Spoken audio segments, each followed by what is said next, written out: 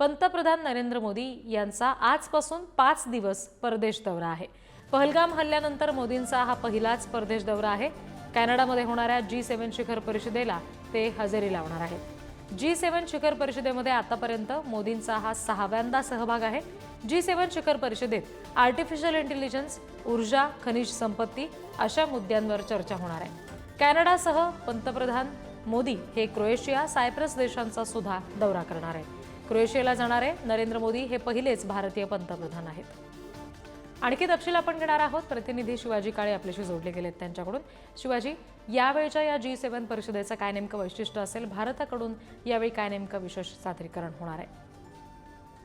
खरं तर भारत पाक तणावाच्या पार्श्वभूमीवरती भारत पाकिस्तानचा दहशतवादी चेहरा आणि दहशतवाद्यांना स्थान देणाऱ्या देशांच्या संदर्भामध्ये सातत्यानं बोलत आलेला आहे। त्यामध्ये पाकिस्तानचं नाव न घेता नेहमी भारताचं म्हणणं असं असतं की जे लोक दहशतवादाला पोचतात त्यांना अलग थलग करावं अशी भूमिका असते। त्यानंतर गाझा पट्टीवरती इस्रायल इतके दिवस हल्ले करत होतं। युक्रेन आणि रशियाचं वॉर आहे, त्याच पार्श्वभूमीवरती आता नव्यानं जर पाहिलं तर इराण आणि इस्रायल यांच्यामध्ये तणाव वाढताना पाहायला मिळतोय।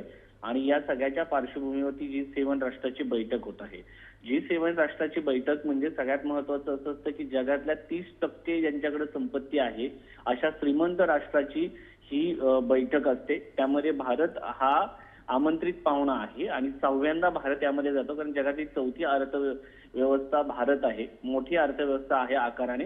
भलेही भारताचं GDP मोठा आहे, मात्र मानवी निर्देशांकांच्या दृष्टिकोनातून आपल्याला अजून प्रगती करणं अपेक्षित आहे।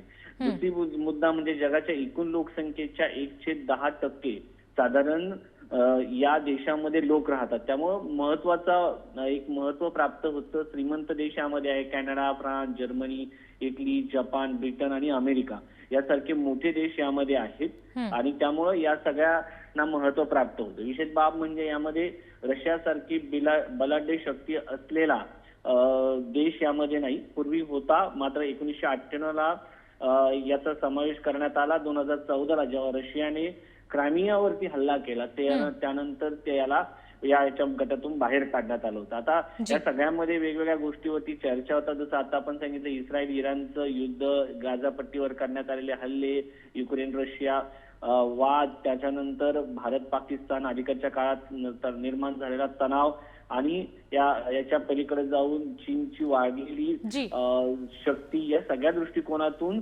चर्चा होईल। त्यानंतर जागतिक हवामानात होणारे बदल, जागतिक दहशतवाद आणि जसं तुम्ही सांगितलं आर्टिफिशियल इंटेलिजन्स, या सगळ्यांच्या संदर्भामध्ये यामध्ये चर्चा होईल।